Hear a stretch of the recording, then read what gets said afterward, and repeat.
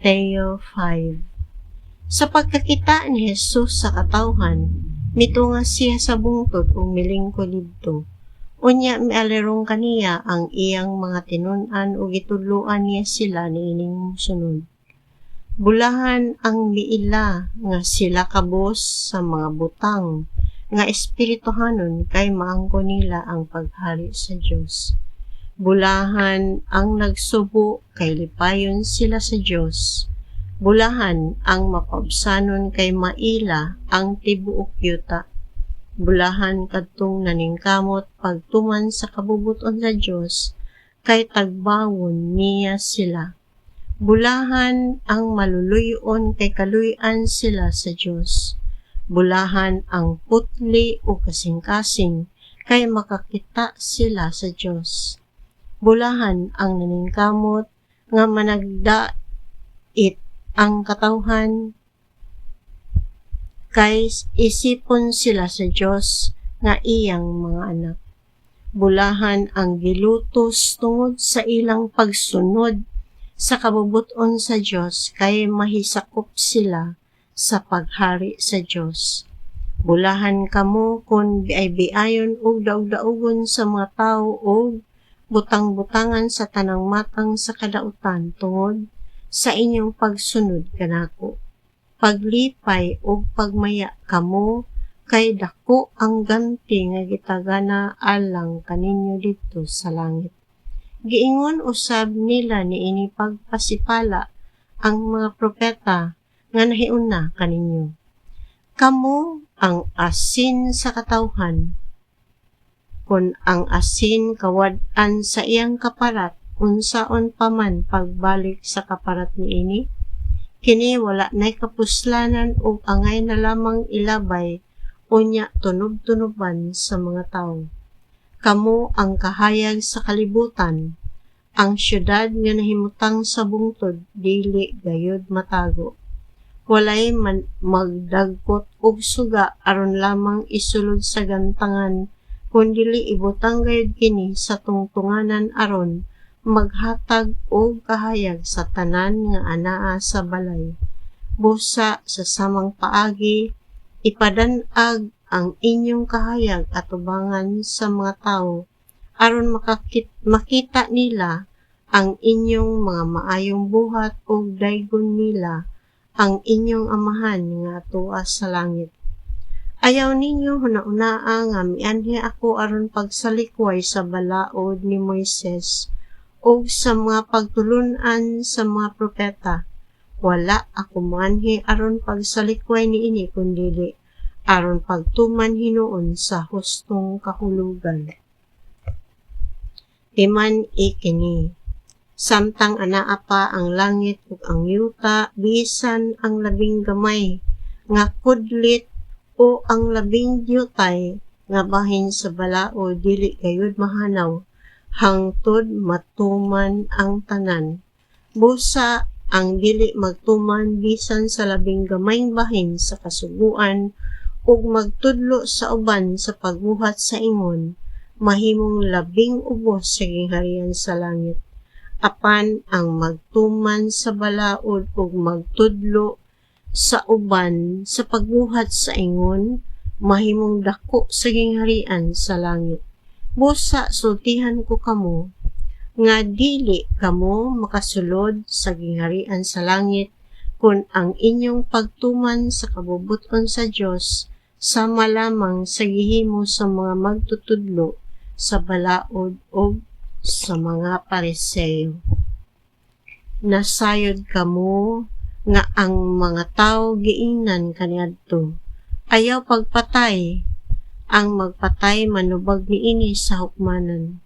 Apan karon sultihan ko kamo nga ang masuko sa iyang isig katawo dad-on ngadto sa maghuhukom ug ang maghingalag kuwanggol sa iyang isig katawo manubag niini ngadto sa labang hukmanan ug bisan kinsa nga moingon nga buang ang iyang isig katawo malagmit nga maiagom sa kalayo sa impierno.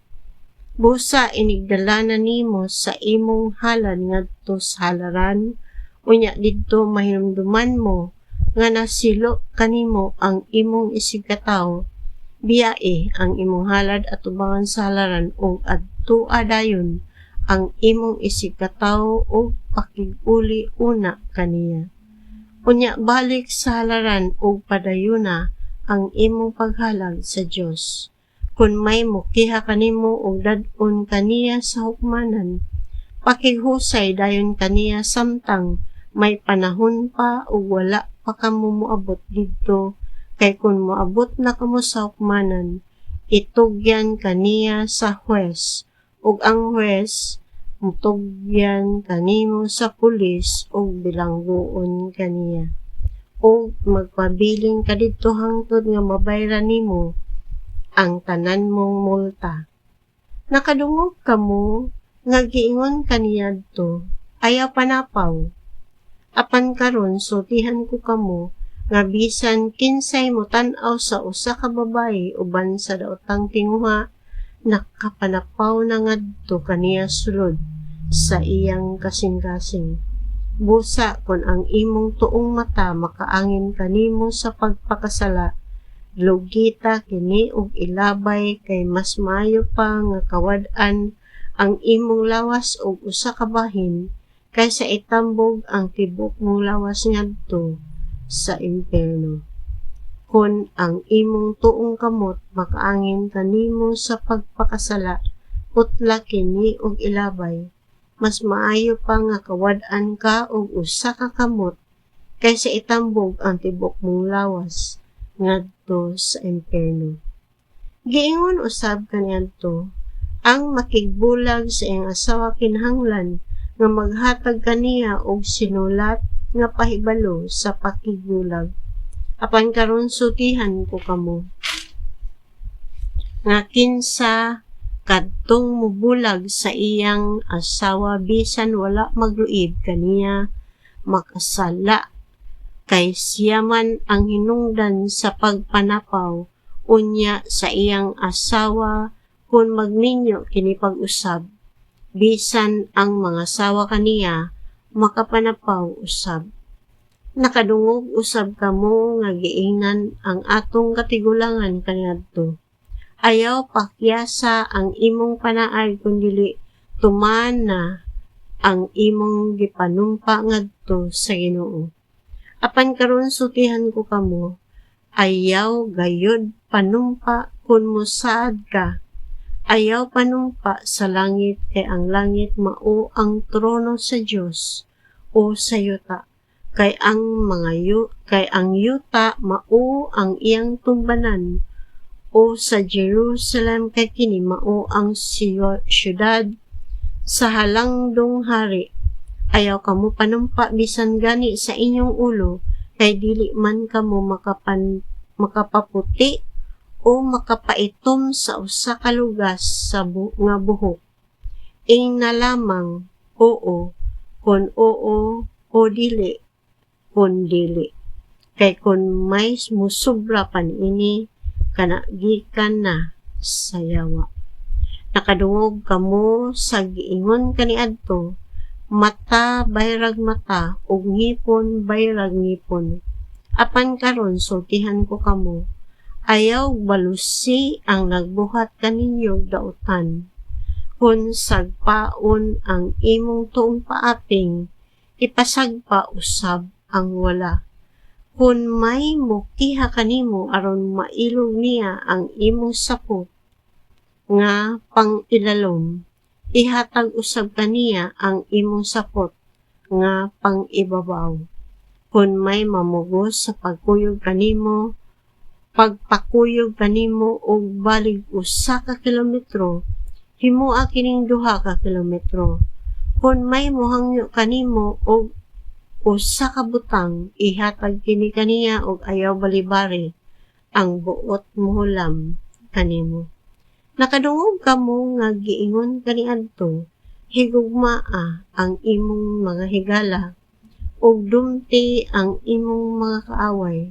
Apan karon sutihan ko kamo, higugmaa ang inyong mga kaaway ug pag-ampo kamo alang sa mga tawo nga nagpasipala kaninyo aron makita nga kamo matuod nga mga anak sa inyong amahan nga tua sa langit. Kay siya sa walay pagpili nagpasidlak sa iyang adlaw ug naghatag og ulan ngadto sa mga matarong ug sa mga makasasala. Nganong magpaabot man kamo og ganti gikan sa Dios kung ang inyong gihigugma o mao lamang kadtong mga tawo nga nahigugma kaninyo. Dili ba bisan gani ang mga kubrador sa buhis nagbuhat man niya na?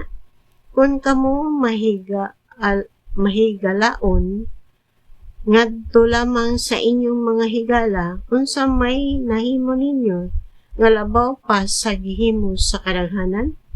Dili ba bisan gani ang mga tawo nga wala mo ila sa Dios nagbuhat man niya na? Kinahanglang mahingpit kamo ingon nga hingpit ang inyong amahan nga atua sa langit.